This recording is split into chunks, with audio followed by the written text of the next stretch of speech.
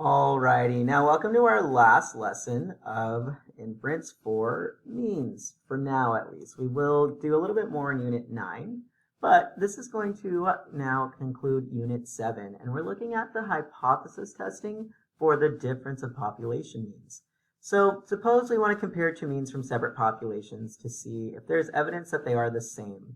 Well, we assume they are the same and then proceed to use a significance test to see if we have sufficient evidence to support our initial claims that the means are equal, or to not support, right? Maybe we have evidence that the alternative is true. And again, we're not really looking to prove the null, we're just looking to disprove it. Now, how we do that is finding evidence how likely or unlikely is our sample to occur. Now, notice in match pairs, we were looking at the mean difference for one sample data of the differences. For two sample inference, we are looking at the difference between the means from two separate samples. So again, using our state plan do conclude, in our state part, we're going to use the parameter and hypotheses. We're going to define the population means, and then we're going to define the direction. Are they, well, we assume they're equal, so is one greater than the other, or is there just some difference? Again, we'll use 5% if not stated in the problem for our significance level. Again, our assumptions, we'll do random, independence within, independence between, and normality.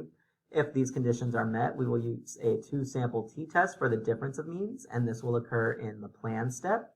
Next, in the do step, we will look at our test statistic and obtaining the p-value.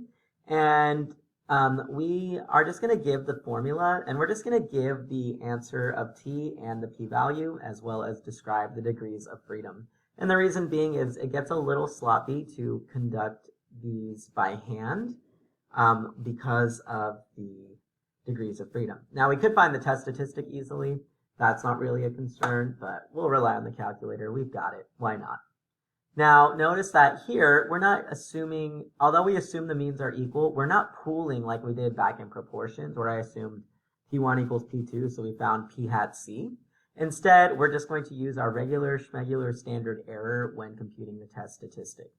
Finally, in our conclude step, if the p is low, we reject the hoe, and there is sufficient evidence to claim the alternative. Or, if the p is high, we can't deny, and we fail to reject the null hypothesis.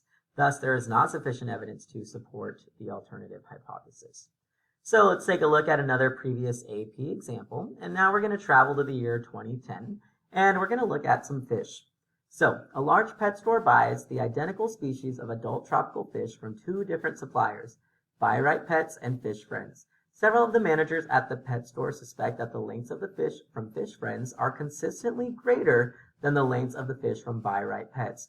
Random samples of 8 adult fish of the species from Buy Right Pets and 10 adult fish of the same species from Fish Friends were selected, and the lengths of the fish in inches were recorded, which are shown in the table below. So here's my data, here's my sample sizes, here's the actual data points, here's the means and standard deviations of both separate samples. Now, on the original question, the graphical display was not provided, so that is something we would have to do when we check the normality condition, is to plot the data using a dot plot or some type of graphical display. But since we're learning, I felt the need to give you all this graph, but on the AP exam, it could totally happen where you are going to have to plot the differences yourself, and you'll just make a little number line and then make a rough sketch of the dot plot. Well, do the data provide convincing evidence that the mean length of the adult fish of the species from Fish Friends is greater than the mean length of the adult fish of the same species from Buy Right Pets? So, this is what we want to do in our state plan. And I did want to point something else out. Again, is it the difference of the means or the mean difference? Well, if it's the mean difference, it's typically going to have the same sample size because I'm taking this before and after observation. I'm looking at two people who are similar and pairing them.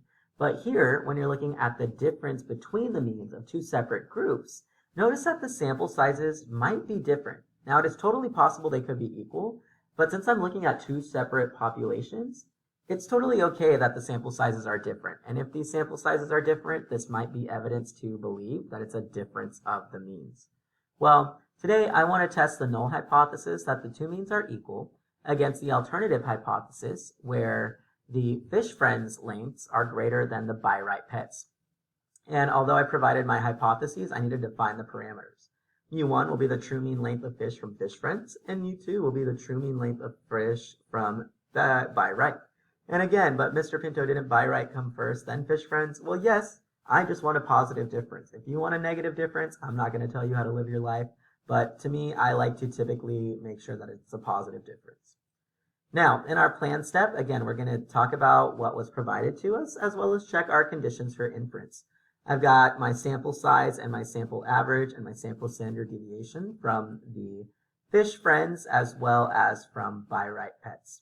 I took a random sample of 8 fish from buy right and 10 fish from fish friends. It's reasonable to assume that there's at least 80 fish in the population of buy right and at least 100 fish in the population of the fish friends. So my 10% condition is not violated. And since we came from separate stores, it's reasonable to assume that the samples are independent from each other. Lastly, the normal model here is appropriate since both sample distributions, right, not sampling, but both distributions of the sample didn't reveal any extreme skewness or outliers. And at first you might be thinking, well, aren't these values kind of far out? They might be far out, but again, look at the scale here. There's not really a significant difference between 2.7 and 4.1. Just like there's not really a significant difference between 2.6 and 4.2. So we have evidence that these are probably fairly symmetric distributions. Okay, now since these conditions are met, we will use a 2-sample t-test for the difference of population means. And I finally did name it correctly here. So how many samples, quantitative or categorical, test or interval, and what is it for? So we've met all 4 components there.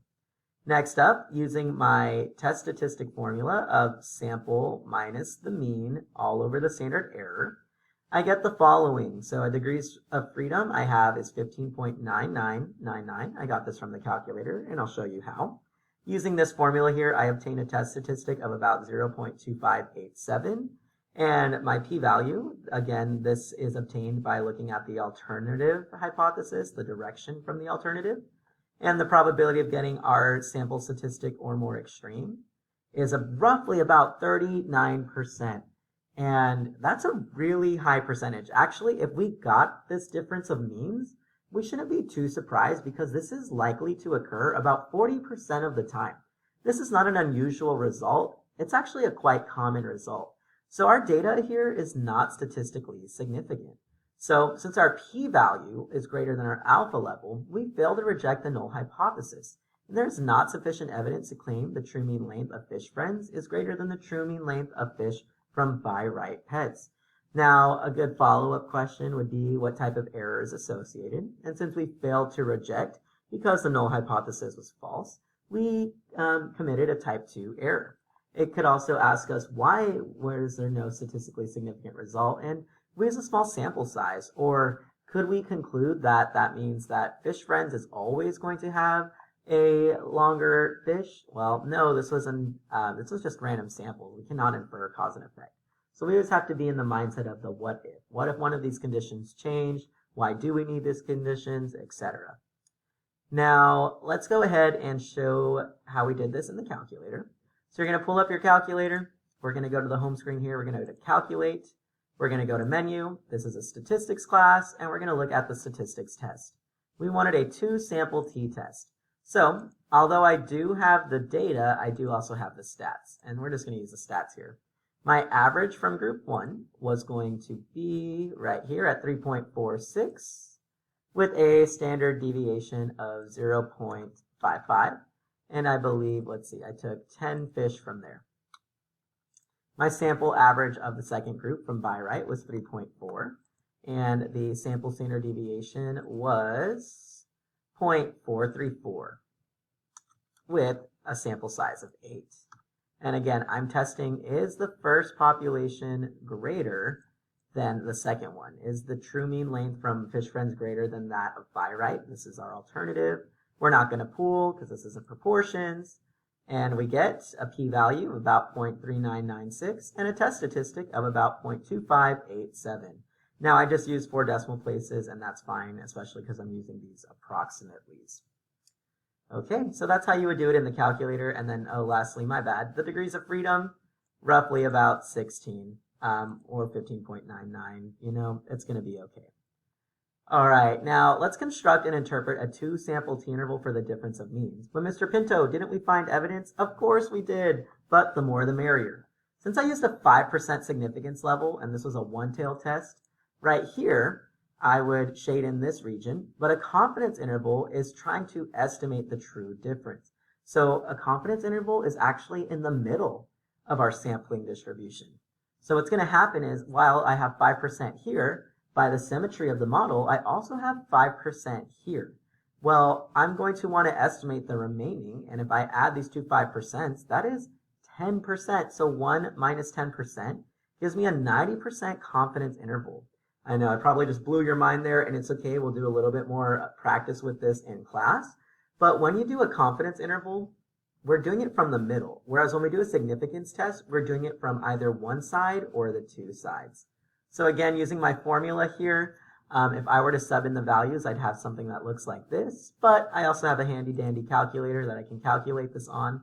So we're going to go menu, a stats class. We're going to use our confidence intervals. And we're going to look at a 2-sample t interval.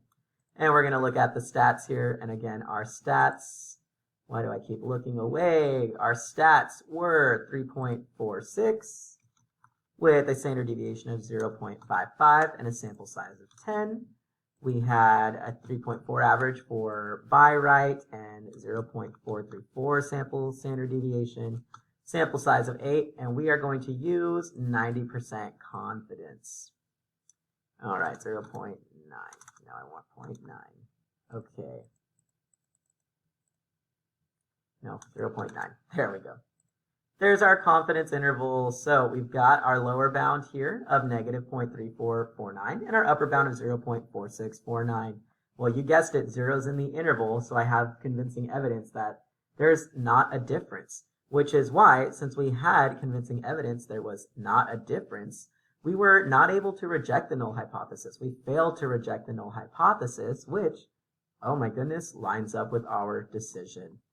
Now, what is the connection? If 0 is in the interval, there is no difference. We cannot reject the claim that there is 0 is in the interval, no difference. We can't reject that. That's the truth. But if 0 is not in our interval, we have some indication that there is some type of difference. Well, we'll go over this a little bit more in class. What I want you to do now, frantically, is to look at this education versus salaries example. So pause the video and give yourself about 10 minutes. And instead of conducting the full-on hypothesis test procedure here, I want you to answer these follow-up questions. And look, I even did the first one for you. So pause the video, give yourself about 7 to 10 minutes, and we'll come back together to review this example. All right, so hopefully you had a little bit of fun, wink, wink, looking at this example here. Here are the answers. We are just investigating that we're testing no difference against some difference. We verify our conditions of inference by checking randomness, independence within the sample by 10%. Independence between the samples, and we weren't told that these groups were the same group or had any influence on one another, so we'll assume they're from separate groups. And our normal model was appropriate for the bachelor's degree because of the sample size, and then our normal model was appropriate for the master's degree because the sample data appeared approximately symmetric. In the follow-up, we obtained a p-value of 0.0033, so assuming the salaries between people with a bachelor's degree and a master's degree are equal, the probability of obtaining our sample difference of means, or more extreme, is about 0.0033 by chance alone. Make our decision. We'll reject the null hypothesis. That means we have reason to believe there is a difference between the mean salaries. And since I rejected the null hypothesis under the assumption the null hypothesis was true, we committed a type 1 error. Lastly, based on the design, could we include that obtaining a master's will give us a higher salary? I wish, but here correlation is not causation because no random assignment was used. And lastly, we use random samples so we can safely generalize the results of our procedures to the populations from which the samples were drawn. Okay, that was a mouthful, but that is going to wrap up Unit 7, Inference for Means, and we are literally over 90% done with the course. All we have left now is to talk about chi-square procedures and inference for linear regression and slope. So thank you so much for staying tuned. We are almost at the finish line, and best of luck on inference for means. We will practice in class, and it's been a good time. All right, I will see you in Unit 8 when we start talking about inference for chi-square procedures.